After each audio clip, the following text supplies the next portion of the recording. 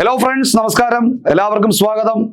അപ്പോൾ നമ്മുടെ fisheries extension officer എന്ന് പറയുന്ന പരീക്ഷയ്ക്ക് വേണ്ടിയിട്ട് എല്ലാവരും തയ്യാറെടുക്കാൻ റെഡി ആയിട്ടിരിക്കുകയാണ്. അപ്പോൾ നമ്മുടെ കോഴ്സുമായി ബന്ധപ്പെട്ട ഒരു ചെറിയ ഡെമോ ക്ലാസ് ആണ് ഇന്ന് നമ്മൾ എടുക്കാൻ പോകുന്നത്.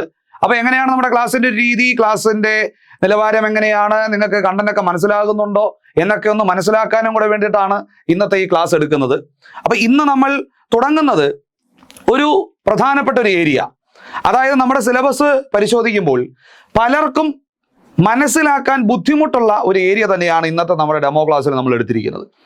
അതായത് ഫിഷറീസ് ഇക്കണോമിക്സ് എന്ന് പറയുന്ന ഒരു യൂണിറ്റിലെ ഇലാസ്റ്റിസിറ്റി എന്ന് പറയുന്ന ഒരു കോൺസെപ്റ്റ് ആണ് ഇന്ന് നമ്മൾ എടുക്കാൻ പോകുന്നത്. അപ്പൊ ഈ ഇലാസ്റ്റിസിറ്റി എന്ന് പറയുന്നത് നമ്മുടെ പരീക്ഷയ്ക്കൊക്കെ ചോദ്യങ്ങൾ സ്ഥിരമായിട്ട് വന്നുകൊണ്ടിരിക്കുകയാണ്. എന്താണ് ഇലാസ്റ്റിസിറ്റി എന്ന് ഡെഫിനിഷൻ പഠിച്ച് മാത്രം പോകാതെ എങ്ങനെയാണ് ഒരു എക്സാമിന് വേണ്ടിയിട്ട് ഈ കോൺസെപ്റ്റ് മനസ്സിലാക്കേണ്ടത്. കാരണം എക്കണോമിക്സ് കൂടി ആയതുകൊണ്ട് സാധാരണ നമ്മൾ പഠിക്കുന്ന രീതിയിൽ നിന്നും ചെറിയതായിട്ടൊന്ന് മാറി നമ്മളൊന്ന് ചിന്തിക്കേണ്ടി വരും. ഒരു ഇക്കണോമിക് പെർസ്പെക്റ്റീവിൽ നമ്മൾ പഠിക്കേണ്ടി വരും. അപ്പൊ നമുക്ക് നോക്കാം ഇലാസ്റ്റിസിറ്റി ഇൻ ഫിഷറീസ്. കുട്ടികളെ, ഏറ്റവും ആദ്യം നിങ്ങൾ മനസ്സിലാക്കേണ്ടത് എന്താണ് ഈ ഇലാസ്റ്റിസിറ്റി എന്ന് പറയുന്നത്. ഇലാസ്റ്റിസിറ്റി എന്ന് പറഞ്ഞാൽ നമ്മുടെ ഫിഷിന് വേണ്ടിയിട്ടുള്ള ഡിമാൻഡ് ഇല്ലേ, അതായത് ഒരു മാർക്കറ്റിനെ നമ്മൾ എടുത്തു കഴിഞ്ഞാൽ ഒരു കമോഡിറ്റിക്ക് വേണ്ടിയിട്ട് ഒരു ഡിമാൻഡ് ഉണ്ടാവുമല്ലോ ആൾക്കാരുടെ സൈഡിൽ നിന്നും. ഫിഷിൻ്റെതായിട്ടുള്ള എന്തെങ്കിലും ഘടകങ്ങളോ അല്ലെങ്കിൽ വ്യക്തികളുടേതായിട്ടുള്ള എന്തെങ്കിലും ഘടകങ്ങളോ കാരണം ഈ ഡിമാൻഡിൽ വരുന്ന മാറ്റങ്ങളെയാണ് നമ്മൾ ഇലാസ്റ്റിസിറ്റി എന്ന വാക്കുകൊണ്ട് സൂചിപ്പിക്കുന്നത്.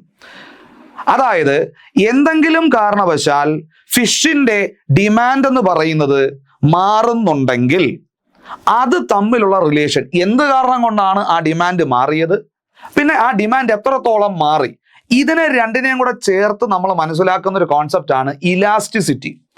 അപ്പോൾ സംഗതി ഇത്രയേ ഉള്ളൂ. ഇലാസ്റ്റിസിറ്റി എന്ന് പറഞ്ഞു കഴിഞ്ഞാൽ ഏതോ ഒരു ഫാക്ടർ കാരണം ഫിഷിന്റെ ഡിമാൻഡ് ചേഞ്ച് സംഭവിച്ചു, അതോ ഇനി ചേഞ്ച് സംഭവിക്കുന്നില്ലേ, നമുക്ക് നോക്കാം. ഈ റിലേഷൻഷിപ്പിനെയാണ് വാസ്തവത്തിൽ നമ്മൾ ഇലാസ്റ്റിസിറ്റി എന്ന് പറയുന്നത്. നോക്കൂ, meaning of elasticity. Elasticity measures the responsiveness of one variable to change in another variable. A എന്ന് പറയുന്ന ഒരു വേരിയബിൾ കാരണം ബി എന്ന് പറയുന്ന ഒരു വേരിയബിളിന് എന്തെങ്കിലും മാറ്റം വന്നാൽ, അതോ എത്രത്തോളം മാറ്റം വരുന്നുണ്ട്, ഇനിയിപ്പോൾ മാറ്റമൊന്നും വന്നില്ലെങ്കിൽ തന്നെ ഇവർ തമ്മിലുള്ള ആ ഇഫക്റ്റിനെയാണ്, അല്ലെങ്കിൽ എ എങ്ങനെ ബി യെ ചേഞ്ച് ചെയ്യുന്നു എന്നതിനെയാണ് നമ്മൾ ഇലാസ്റ്റിസിറ്റി എന്ന് പറയുന്നത്. ഇതിപ്പോൾ ഞാൻ തിയറി മാത്രമേ പറഞ്ഞിട്ടുള്ളൂ. ഇനിയിപ്പോൾ നമ്മുടെ എക്സാമ്പിൾസിലേക്ക് പോകുമ്പോൾ മാത്രമേ നിങ്ങൾക്ക് അതിൻ്റെ ഒരു ഫുൾ ഐഡിയ കിട്ടുള്ളൂ. ഓക്കെ, ഓളൂ. Types of elasticity relevant to fisheries. അതായത് ഫിഷറീസുമായി ബന്ധപ്പെട്ട ടൈപ്സ് ഓഫ് ഇലാസ്റ്റിസിറ്റിയിലേക്ക് നമ്മൾ വരികയാണ്. അതും കൂടെ പറയുമ്പോഴേ നിങ്ങൾക്ക് ഇതിന്റെ കോൺസെപ്റ്റ് ക്ലിയർ ആവുള്ളൂ. നോക്കൂ, ഇറ്റ് മെഷേഴ്സ്, ആദ്യത്തത് പ്രൈസ് ഇലാസ്റ്റിസിറ്റി ഓഫ് ഡിമാൻഡ്. അതായത് ഫിഷിന്റെ പ്രൈസ് എങ്ങനെയാണ് അതിന്റെ ഡിമാൻഡിനെ ഇൻഫ്ലുവൻസ് ചെയ്യുന്നത്. നോക്കൂ, എ എങ്ങനെയാണ് ബി എ ഇൻഫ്ലുവൻസ് ചെയ്തത്. ഇതല്ലേ കുട്ടികളെ നമ്മൾ ഇലാസ്റ്റിസിറ്റി എന്ന് വിളിക്കുന്നത്. ഫിഷിന്റെ പ്രൈസ് എങ്ങനെയാണ് ആ ഫിഷിന്റെ ഡിമാൻഡിനെ ഇൻഫ്ലുവൻസ് ചെയ്യുന്നത്. ഇതിനെയാണ് പ്രൈസ് ഇലാസ്റ്റിസിറ്റി ഓഫ് ഡിമാൻഡ് എന്ന് വിളിക്കുന്നത്. ക്ലിയർ? ഇതാണ് price elasticity of demand. It measures change in demand due to price change. അതായത് ഫിഷിന്റെ പ്രൈസിൽ വരുന്ന മാറ്റങ്ങൾ അതിന്റെ ഡിമാൻഡിനെ എങ്ങനെ ചേഞ്ച് ചെയ്യുന്നു, ഇതിനെയാണ് പ്രൈസ് ഇലാസ്റ്റിസിറ്റി ഓഫ് ഡിമാൻഡ് എന്ന് നമ്മൾ വിളിക്കുന്നു. അല്ലെങ്കിൽ വെറുതെ പ്രൈസ് ഇലാസ്റ്റിസിറ്റി എന്നും വിളിക്കാം. പൊതുവേ നമ്മൾ ഇലാസ്റ്റിസിറ്റി എന്ന് പറയുമ്പോൾ മിക്കവാറും ഒരു ഫാക്ടറായിട്ട് നമ്മൾ എടുക്കുന്നത് ഈ ഡിമാൻഡിനെ തന്നെയായിരിക്കും. ഓക്കെ, ജസ്റ്റ് നിങ്ങളൊന്ന് അറിയാൻ വേണ്ടി പറയുന്ന കാര്യമാണ്. ഇനി നമുക്ക് നോക്കാം ഒരു സിമ്പിൾ ടേംസിൽ എങ്ങനെയാണ് നമ്മൾ മനസ്സിലാക്കുന്നത്. അതായത് നമ്മൾ സാധാരണ ഒരു കടയിൽ നിന്നും മീൻ വാങ്ങിച്ചുകൊണ്ടിരിക്കുന്നു. ഓക്കെ, പെട്ടെന്നൊരു സുപ്രഭാതത്തിൽ ആ മീനിന് വലിയ മാറ്റങ്ങൾ അല്ലെങ്കിൽ വിലയിൽ വലിയ മാറ്റങ്ങൾ വന്നാൽ നമ്മൾ ആ മീൻ വാങ്ങിക്കുന്നതിനെ അത് ഇൻഫ്ലുവൻസ് ചെയ്യില്ലേ? ആ ഫിഷിനെ നമ്മൾ ഡിമാൻഡ് ചെയ്തതിൽ ഒരു ചേഞ്ച് വരില്ലേ? ഇതിനെയാണ് നമ്മൾ പ്രൈസ് ഇലാസ്റ്റിസിറ്റി ഓൺ ഡിമാൻഡ് എന്നതുകൊണ്ട് നമ്മൾ ഉദ്ദേശിക്കുന്നത്. ക്ലിയർ? ഇത് ഫിഷ് എന്ന് മാത്രമല്ല കേട്ടോ, ഇത് ഒരു ബേസിക് ഒരു എക്കണോമിക് കോൺസെപ്റ്റ് ആണ്. ഫിഷിൽ നമ്മൾ പഠിക്കുന്ന ഒന്ന് മാത്രം. ഏതെങ്കിലും ഒരു വസ്തു നിങ്ങൾ സ്ഥിരമായിട്ട് വാങ്ങിച്ചുകൊണ്ടിരിക്കുന്ന ഒരു വസ്തു, ആ വസ്തുവിന്റെ പ്രൈസ് കൂടുമ്പോൾ സ്വാഭാവികമായിട്ട് നമ്മൾ തന്നെ ആലോചിക്കും, ഇത്രയും വില കൊടുത്തത് വാങ്ങിക്കണോ വാങ്ങിക്കണ്ട എന്ന് നമ്മൾ തീരുമാനിച്ചു കഴിഞ്ഞാൽ പ്രൈസ് ചേഞ്ച് എന്ന് പറയുന്നത് തീർച്ചയായിട്ടും അതിന്റെ ഡിമാൻഡിനെ ബാധിച്ചില്ലേ? ബാധിച്ചു. ഇതിനെയാണ് നമ്മൾ പ്രൈസ് ഇലാസ്റ്റിസിറ്റി ഓഫ് ഡിമാൻഡ് എന്ന് വിളിക്കുന്നത്. ഇനി ഇതിനൊരു ഫോർമുല ഉണ്ട് കേട്ടോ. പ്രൈസ് ഇലാസ്റ്റിസിറ്റി ഓഫ് ഡിമാൻഡ് എന്ന് പറയുന്ന ഒരു ഫോർമുല നമുക്ക് മനസ്സിലാക്കാൻ വേണ്ടിയിട്ടുള്ള ഒരു ഫോർമുല മാത്രമാണ് percentage change in quantity demanded divided by percentage change in price. അതായത് എത്ര ശതമാനമാണ് ആ വിലയിൽ വന്ന മാറ്റം, അത് എത്ര ശതമാനത്തോളം ഡിമാൻഡിൽ ചേഞ്ച് വരുത്തി, അതാണ് ഈ ഫോർമുല എന്ന് പറയുന്നത്.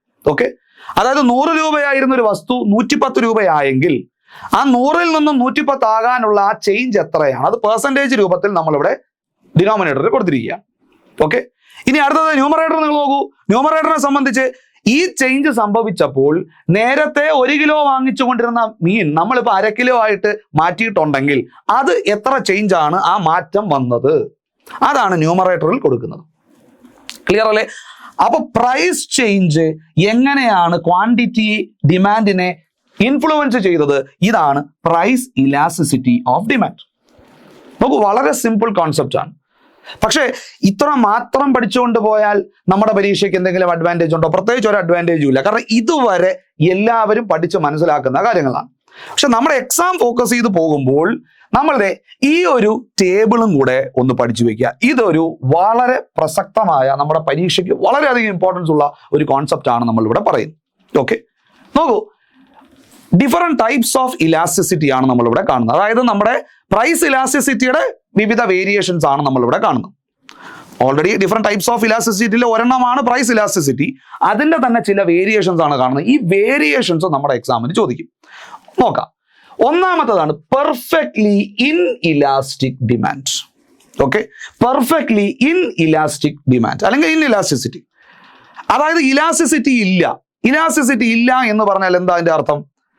അതായത് എത്രമാത്രം പ്രൈസ് ചേഞ്ച് വന്നാലും ഡിമാൻഡിൽ യാതൊരു കുഴപ്പവും ഉണ്ടാകാൻ പോകുന്നില്ല. അതായത് ഇപ്പോൾ ഒരു എക്സാമ്പിൾ ഞാൻ പറയാം. നമ്മളിപ്പോൾ അരി വാങ്ങുകയാണ്. ലോകത്തെല്ലായിടത്തും അരിയുടെ വില കൂടിയാലും നമ്മൾ അരി വാങ്ങുന്നത് കണ്ടിന്യൂ ചെയ്യും. കാരണം അരി എന്ന് പറയുന്നത് നമ്മുടെ ലൈഫിൽ അത്രമാത്രം ഒരു നെസസിറ്റി ആയിട്ട് മാറിയിരിക്കുകയാണ്. അങ്ങനെയല്ലേ? വേറെ ഓപ്ഷൻസ് നമുക്ക് ഇല്ല.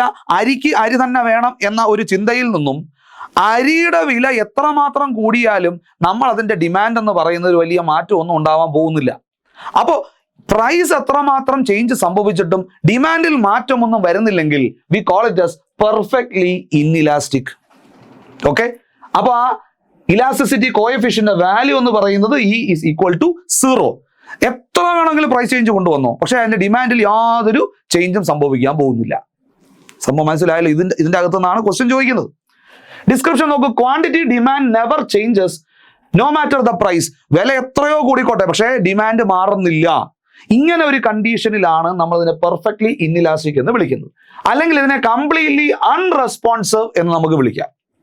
ഓക്കെ, ഇപ്പൊ ഈ ഐഫോണുകളുടെ കാര്യം ഞാൻ പറയാം. ഇപ്പൊ ഈ നിലവിലെ സാഹചര്യത്തിൽ ഐഫോണുകളുടെ അവസ്ഥയൊക്കെ ഏകദേശം ഇപ്പൊ ഇതേ ലെവലിലോട്ട് പൊയ്ക്കൊണ്ടിരിക്കുകയാണ്. അതായത് എത്ര രൂപ ആപ്പിൾ കമ്പനി പറഞ്ഞാലും അത് വാങ്ങിക്കാൻ ആൾക്കാരുണ്ടെന്ന് പറയുന്ന ഒരു അവസ്ഥയിലേക്ക് എത്തിയിരിക്കുകയാണ്. അതിന്റെ അർത്ഥം എന്താ? എത്ര പ്രൈസ് ചേഞ്ച് വന്നിട്ടും ഡിമാൻഡിൽ വലിയ കാര്യമായിട്ടൊരു കുറവും സംഭവിക്കുന്നില്ല, ഒന്നും സംഭവിക്കുന്നില്ല. ഞാനൊരു എക്സാമ്പിൾ പറഞ്ഞതാണ്. എക്സാക്ട്ലി അങ്ങനെ തന്നെയാണോ എന്നുള്ളത് നമ്മൾ സ്റ്റാറ്റിസ്റ്റിക്കലി നമുക്ക് നോക്കണം. പക്ഷെ ഒരു എക്സാമ്പിൾ ഞാൻ പറഞ്ഞതേ ഉള്ളൂ. അപ്പൊ പ്രൈസ് ചേഞ്ച് യാതൊരു രീതിയിലും ഡിമാൻഡിനെ ബാധിക്കുന്നില്ല എങ്കിൽ അതിനെയാണ് നമ്മൾ പെർഫെക്റ്റ്ലി ഇൻഇലാസ്റ്റിക് എന്ന് നമ്മൾ വിളിക്കുന്നത്. ഇനി പ്രൈസ് ചേഞ്ച് എന്ന് പറയുന്നത് വളരെ സിഗ്നിഫിക്കൻ്റ്ലി ലോവർ ലെവലിൽ മാത്രമേ ഡിമാൻഡിനെ ചേഞ്ച് ചെയ്യുന്നുള്ളെങ്കിൽ അതിനെ നമ്മൾ ഇൻഇലാസ്റ്റിക് എന്ന് നമ്മൾ വിളിക്കും. അതായത് പക്ക 0 ആണോ? അല്ല. എന്നാൽ 1 എന്ന് പറയുന്നതിന്റെ 0യുടെ ഇടയിലാണ് ഈയുടെ വാല്യൂ വരുന്നതെങ്കിൽ അത് ഭയങ്കര ഇലാസ്റ്റിസിറ്റി ഉള്ളതെന്നല്ല അതിന്റെ അർത്ഥം. പെർഫെക്റ്റ്ലി ഇൻഇലാസ്റ്റിക് എന്ന് പറയുന്ന ഒരു കണ്ടീഷനും അല്ല. അതിന്റെ അർത്ഥം പ്രൈസ് ചേഞ്ച് എന്ന് പറയുന്നത് ചെറിയ തോതിൽ വളരെ സിഗ്നിഫിക്കന്റ് എമൗണ്ട് ഓഫ് ചേഞ്ച് ഡിമാൻഡിൽ പ്രതിഫലിക്കുന്നു. ഓക്കെ, അതായത് percentage change in demand is smaller than the percentage change in price. Price നല്ലപോലെ ചേഞ്ച് ആയിട്ട് പോലും ഡിമാൻഡിൽ വളരെ ചെറിയ ചേഞ്ച് മാത്രമേ സംഭവിക്കുന്നുള്ളൂ. പ്രൈസ് ചേഞ്ചിന് അനുസരിച്ചിട്ടുള്ള ചേഞ്ച് അല്ല, മറിച്ച് വലിയ പ്രൈസ് ചേഞ്ച് വന്നിട്ട് പോലും ചെറിയൊരു വ്യത്യാസം മാത്രമേ ഡിമാൻഡിലുള്ളൂ. ഇതിനെയാണ് ഇൻഇലാസ്റ്റിക് ഡിമാൻഡ് എന്ന് വിളിക്കുന്നത്. ഓക്കെ, ലോ സെൻസിറ്റിവിറ്റി ആണ് ഇതിനെ ഒരു ക്യാരക്ടറിസ്റ്റിക് ഫീച്ചർ. ഇപ്പൊ നെസസിറ്റീസ്, അപ്പൊ ഞാനിപ്പോ അരിയുടെ കേസ് പറഞ്ഞല്ലോ, ഇതൊക്കെ ഒരു എക്സാമ്പിളിന് വേണ്ടി പറയുന്നതാണ്. ഒരു പോയിന്റ് കഴിഞ്ഞാൽ അരി എന്ന് പറയുന്നതിന്റെ വില ഗണ്യമായിട്ട് കൂടി നമ്മുടെ കയ്യിൽ നിൽക്കാത്തൊരവസ്ഥയിലേക്ക് പോയി കഴിഞ്ഞാൽ ചിലപ്പോൾ നമ്മൾ എന്ത് ചെയ്യും? അരിക്ക് പകരം വേറെ വല്ല ഭക്ഷണ വസ്തു ഉണ്ടോ എന്ന് നോക്കും. അങ്ങനെ കിട്ടിക്കഴിഞ്ഞാൽ നമ്മൾ അതിന്റെ പുറകെ ആയിരിക്കും പോകുന്നത്. അപ്പൊ പതുക്കെ അരിയുടെ ഡിമാൻഡിൽ ചെറിയ ഫ്ലക്ച്വേഷൻസ് വരാൻ തുടങ്ങും. അപ്പൊ ചെറുതായിട്ടുള്ള ഡിമാൻഡിലെ variation compared to big variation in price, അതിനെയാണ് ഇൻഇലാസ്റ്റിക് ഡിമാൻഡ് എന്ന് നമ്മൾ വിളിക്കുന്നത്. ഓക്കെ, അല്ലെങ്കിൽ ഇൻഇലാസ്റ്റിസിറ്റി. അപ്പൊ ഇത് 0യുടെയും 1ന്റെയും ഇടയിലുള്ള ഒരു വാല്യൂ ആണെന്ന് നിങ്ങൾ ഓർക്കുക. ഓക്കെ അല്ലേ? അപ്പൊ ഈ രണ്ട് കേസിലും പ്രൈസ് ചേഞ്ചിന്റെ ഒരു പക്കാ റിഫ്ലക്ഷൻ അല്ല ഡിമാൻഡിൽ വന്നിരിക്കുന്നതെന്ന് നിങ്ങൾ മനസ്സിലാക്കണം. ഇനി അടുത്തതാണ് യൂണിറ്ററി ഇലാസ്റ്റിക്. യൂണിറ്ററി ഇലാസ്റ്റിക് എന്ന് വിളിച്ചാൽ എന്താണ്? ഈ എന്ന് പറഞ്ഞാൽ 1 ആണ്. 1 എന്ന് പറഞ്ഞാൽ അതിന്റെ അർത്ഥം എത്രയാണോ പ്രൈസിൽ ചേഞ്ച് സംഭവിച്ചത് അത്രമാത്രം ഡിമാൻഡിലും ചേഞ്ച് സംഭവിച്ചു. അതായത് ന്യൂമറേറ്ററിൽ എന്തായിരുന്നോ അത് തന്നെയാണ് ഡിനോമിനേറ്ററിൽ വന്നത് എന്നാണ് അതിന്റെ അർത്ഥം. നമ്മൾ നേരത്തെ ഒരു ഫോർമുല പഠിച്ചല്ലോ, എത്രമാത്രമാണോ പ്രൈസിൽ ചേഞ്ച് സംഭവിച്ചത് അത്രമാത്രം ചേഞ്ച് ആണ് ഡിമാൻഡിലും വന്നത്. അപ്പൊ സെയിം വാല്യൂ വരുമ്പോൾ രണ്ടും കൂടെ കട്ട് ചെയ്യുമ്പോൾ 1 അല്ലേ വരുന്നേ? ആ 1 ആണത് ഇവിടെ കൊടുത്തിരിക്കുന്നത്. അതിന്റെ അർത്ഥം 10% വില ഒരു വസ്തുവിന് കൂടിയാൽ 10% ഡിമാൻഡ് കുറയുന്നു എന്നാണ് അതിന്റെ അർത്ഥം. 50% വില കൂടിയെന്ന് പറഞ്ഞാൽ 50% ഡിമാൻഡ് കുറഞ്ഞു എന്നാണ് അർത്ഥം. അപ്പൊ ആനുപാതികമായിട്ട് പ്രൈസ് ചേഞ്ചിന് ആനുപാതികമായിട്ടാണ് ഡിമാൻഡിൽ ചേഞ്ച് വരുന്നതെങ്കിൽ we call it as unitary elastic. ഈ എന്ന് പറയുന്നതിന്റെ വാല്യൂ 1 ആണ്. Okay, percentage change in demand is exactly equal to the percentage change in price. ഇതിനാണ് നമ്മൾ പ്രൊപ്പോർഷണൽ റെസ്പോൺസ് എന്ന് വിളിക്കുന്നത്. ചില കമോഡിറ്റീസ് അങ്ങനെയാണ്. ഇതെല്ലാം വ്യത്യസ്ത കമോഡിറ്റീസിന്റെ കാര്യങ്ങളായിട്ട് നിങ്ങൾ പരിഗണിക്കണം. ഇനി ഇലാസ്റ്റിക് ഡിമാൻഡ് എന്ന് പറഞ്ഞാൽ എന്താണ്? ഇത് ഇലാസ്റ്റിസിറ്റി ആണല്ലോ നമ്മൾ കാണുന്നത്. ഇലാസ്റ്റിക് ഡിമാൻഡ് എന്ന് പറഞ്ഞാൽ എന്താണ്? ഇ എന്ന് പറയുന്നത് 1നേക്കാൾ കൂടുതലാണ്, എന്നാൽ ഇൻഫിനിറ്റിയേക്കാൾ കുറവാണ്. ഓക്കെ, 1നേക്കാൾ കൂടുതലാകണമെങ്കിൽ ന്യൂമറേറ്റർ കൂടണ്ടേ? ന്യൂമറേറ്റർ എന്ന് പറഞ്ഞാൽ ചേഞ്ച് ഇൻ ഡിമാൻഡ് അല്ലേ? അതായത് ചേഞ്ച് ഇൻ പ്രൈസിനേക്കാൾ വലുതായിരിക്കണം ചേഞ്ച് ഇൻ ഡിമാൻഡ് എന്നല്ലേ? ചെറിയൊരു പ്രൈസ് ചേഞ്ച് തന്നെ വലിയ തോതിൽ ഡിമാൻഡിനെ തകിടം മറിയുകയാണെങ്കിൽ അതിനെ നമ്മൾ വിളിക്കുന്ന പേരാണ് elastic demand. Percentage change in demand is larger than percentage change in price. അതായത് ചെറിയ ഒരു ചേഞ്ച് പ്രൈസ് ചേഞ്ച് വരുമ്പോൾ തന്നെ വലിയ തോതിൽ ഡിമാൻഡിൽ വ്യത്യാസം കാണുന്നുണ്ടെങ്കിൽ അതിനെ നമ്മൾ വിളിക്കുന്നതാണ് ഇലാസ്റ്റിക് ഡിമാൻഡ്. Okay, clear? ഇപ്പൊ ഹൈ സെൻസിറ്റിവിറ്റി ലക്ഷറി പ്രോഡക്ട്സിനെ നമ്മൾക്ക് ജസ്റ്റ് ഒന്ന് എടുക്കാം. അത് നമ്മളിപ്പോ ഇല്ലാത്ത പൈസയ്ക്ക് ലക്ഷറി പ്രോഡക്റ്റ് വാങ്ങിക്കുകയാണ്. ഓക്കെ, ഇപ്പോൾ 1 ലക്ഷം രൂപയുടെ ഒരു ലക്ഷറി പ്രോഡക്റ്റ് നമ്മൾ വാങ്ങിക്കുകയാണ്. പെട്ടെന്നൊരു സുപ്രഭാതത്തിലാണ് അത് 1,10,000 രൂപയാക്കി മാറ്റുന്നത്. ഒരു ചെറിയൊരു ചേഞ്ചാണ്. പക്ഷെ നമുക്കത് അഫോർഡ് ചെയ്യാൻ പറ്റാത്തത് കൊണ്ട് നമ്മൾ ആ പ്രോഡക്റ്റ് വേണ്ട എന്ന് വയ്ക്കുകയാണ്. അപ്പൊ ചെറിയൊരു പ്രൈസ് ചേഞ്ച് പോലും നമ്മളുടെ ആ ഡിമാൻഡിനെ സാരമായി ബാധിച്ചുവെങ്കിൽ അതാണ് ഇലാസ്റ്റിക് ഡിമാൻഡ്. ഓക്കെ, എന്നാൽ പ്രൈസ് ചേഞ്ച് യാതൊരു വിധത്തിൽ ഡിമാൻഡിനെ ബാധിക്കുന്നില്ലെങ്കിൽ പെർഫെക്റ്റ്ലി ഇൻഇലാസ്റ്റിക്. പ്രൈസ് ചേഞ്ച് ചെറിയ ഒരു ഡിഫറൻസ് മാത്രമേ ഡിമാൻഡിൽ ഉണ്ടാക്കുന്നുള്ളൂ, പ്രൈസ് ചേഞ്ച് കമ്പാരിറ്റീവ്ലി വലുതാണെങ്കിൽ അതാണ് inelastic demand. Change in price എന്ന് പറയുന്നത് ചേഞ്ച് ഇൻ ഡിമാൻഡുമായിട്ട് ഈക്വൽ ആണെങ്കിൽ, പ്രൊപ്പോർഷനേറ്റ് ആണെങ്കിൽ അതാണ് യൂണിറ്ററി ഇലാസ്റ്റിക് നേച്ചർ. എന്നാൽ പ്രൈസ് ചേഞ്ച് ചെറുതും ഡിമാൻഡ് ചേഞ്ച് വളരെ വലുതുമാണെങ്കിൽ അത് അത്യാവശ്യം നല്ല ഇലാസ്റ്റിസിറ്റി ഉണ്ട്. ഇതിനെയാണ് ഇലാസ്റ്റിക് ഡിമാൻഡ് എന്ന് വിളിക്കുന്നത്. സോ എങ്ങനെ നോക്കിയാലും 1നേക്കാൾ കൂടുതലും ഇൻഫിനിറ്റിയേക്കാൾ കുറവുമാണ്. അപ്പൊ സ്വാഭാവികമായിട്ട് അടുത്തൊരു ചോദ്യമുണ്ട്, പെർഫെക്റ്റ്ലി ഇലാസ്റ്റിക് എന്ന് പറയുന്ന ഒരു അവസ്ഥയുണ്ടോ? ഉണ്ട്. ഇ എന്ന് പറയുന്നത് ഇൻഫിനിറ്റിയിലേക്ക് പോവുകയാണ്. ഇ എന്ന് പറഞ്ഞാൽ ഇൻഫിനിറ്റിയിലേക്ക് പോവുകയാണ്. എന്ത് കണ്ടീഷനാണ് കുട്ടികളെ ഇത്? അതായത് ഒരു പ്രൈസിൽ ഇൻഫിനിറ്റ് ഡിമാൻഡ് ഈ പ്രോഡക്റ്റ് ഉണ്ടെന്ന് വിചാരിക്കുക. അതായത് ഒരു പ്രൈസ് തീരുമാനിച്ചപ്പോൾ ഭയങ്കരമായ ഡിമാൻഡാണ് ആ പ്രോഡക്റ്റിന്. പക്ഷേ ആ പ്രൈസ് എന്താണ്, ഒരു മാറ്റം സംഭവിച്ചപ്പോൾ ഡിമാൻഡ് 0 ആയിപ്പോയി. ഓക്കെ, അതായത് നമ്മുടെ മാർക്കറ്റിൽ ഒരു കമോഡിറ്റി ഉണ്ട്, ഒരു പ്രോഡക്റ്റ് ഉണ്ട്. ആ പ്രോഡക്റ്റിന്റെ ഒരു പ്രൈസ് സെറ്റ് ചെയ്ത് വെച്ചിരിക്കുകയാണ്. എല്ലാവർക്കും ആ പ്രോഡക്റ്റ് വേണം. പക്ഷെ ആ പ്രോഡക്റ്റിൽ ചെറിയൊരു പ്രൈസ് ചേഞ്ച് വന്നപ്പോൾ ആ വാങ്ങിച്ചുകൊണ്ടിരുന്ന ആൾക്കാർക്ക് ആർക്കും ആ പ്രോഡക്റ്റ് വേണ്ട എങ്കിൽ, ചെറിയൊരു പ്രൈസ് ചേഞ്ച് എന്ന് പറയുന്നത് ആ ഡിമാൻഡ് 0 ആക്കിയിട്ടുണ്ടെങ്കിൽ അതിനെ നമുക്ക് എന്ത് പേര് വിളിക്കാം? അതിനെ നമുക്ക് പെർഫെക്റ്റ്ലി ഇലാസ്റ്റിക് ഡിമാൻഡ് എന്ന് വിളിക്കാം. എന്നാൽ ഒരു സ്പെസിഫിക് പ്രൈസിൽ ഇൻഫിനിറ്റ് ഡിമാൻഡ് ഉണ്ടായിരുന്ന ഒരു കണ്ടീഷനാണ്, പക്ഷേ ചെറിയൊരു പ്രൈസ് ചേഞ്ചിൽ ഡിമാൻഡ് 0 ലെവലിലേക്ക് എത്തിയിരിക്കുകയാണ് എങ്കിൽ അതാണ് പെർഫെക്റ്റ്ലി ഇലാസ്റ്റിക് ഡിമാൻഡ്. ഓക്കെ, അതായത് ഇപ്പോൾ എക്സ്ട്രീം സെൻസിറ്റിവിറ്റി ഉള്ള ചില പ്രോഡക്റ്റുകളുണ്ട്. അത്തരം പ്രോഡക്റ്റുകളൊക്കെ നമ്മൾ ആ പ്രൈസിൽ നിന്നും മറ്റൊരു പ്രൈസിലേക്ക് പോയാൽ നമ്മളത് വേണ്ട എന്ന് തന്നെ വയ്ക്കും. പ്രത്യേകിച്ചും ഭയങ്കരമായിട്ട് കോമ്പറ്റീഷനുള്ള കാര്യങ്ങൾ. ഇപ്പോൾ നിങ്ങൾക്ക് ഒരു പെർട്ടിക്കുലർ സ്ഥലത്ത് ഒരു കോഴ്സ് എടുക്കാൻ വേണ്ടി നിങ്ങൾ ശ്രമിക്കുകയാണ്, വേറൊരു കോഴ്സ് എടുക്കാൻ അല്ലെങ്കിൽ അതേ കോഴ്സ് തന്നെ വേറൊരു സ്ഥാപനവും പ്രൊവൈഡ് ചെയ്യുകയാണ്. Okay, clear? രണ്ടുപേരും ഒരേ എമൗണ്ടിലാണ് കോഴ്സ് പ്രൊവൈഡ് ചെയ്യുന്നത്. ഓക്കെ അല്ലേ? അപ്പൊ ഒരു സ്ഥലത്തെ ക്ലാസ് നിങ്ങൾക്ക് വേണം എന്ന് തന്നെയാണ്, എല്ലാവർക്കും ആ കോഴ്സ് വേണം. പക്ഷേ ആ സ്ഥലം ഒരു 100 രൂപ എമൗണ്ടിൽ കൂട്ടിയാൽ ഉടനെ ആൾക്കാർ നോക്കുന്നെന്താ, കണ്ടോ, അവിടത്തേക്കാൾ 100 രൂപ ഇവിടെ കൂടി, ഇനിയിപ്പോൾ അതിന്റെ പുറകെ പോകണോ, നമുക്ക് ഇപ്പുറത്ത് പോകാം. കംപ്ലീറ്റ് ആൾക്കാർ അങ്ങോട്ടായിരിക്കും പോകുന്നത്.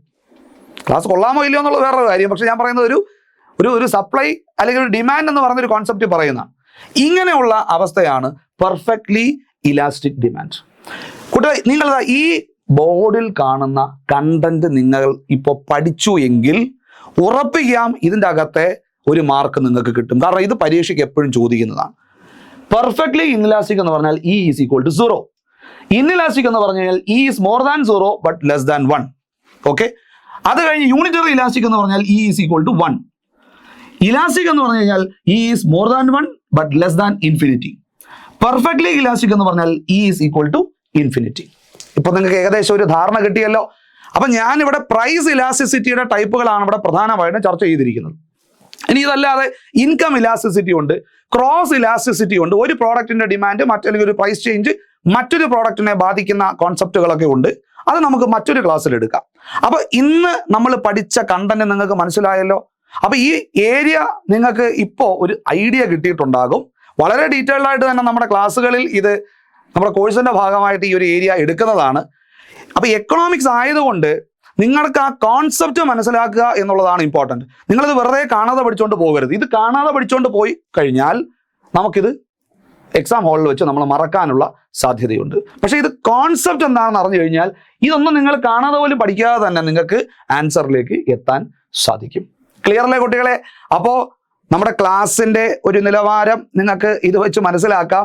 എങ്ങനെയാണ് നമ്മുടെ ക്ലാസ്സുകൾ പോകുന്നത്, നിങ്ങൾക്ക് നമ്മുടെ ക്ലാസ്സുകളൊക്കെ എക്സ്പ്ലെയിൻ ചെയ്യുന്നത് മനസ്സിലാകുന്നുണ്ടോ?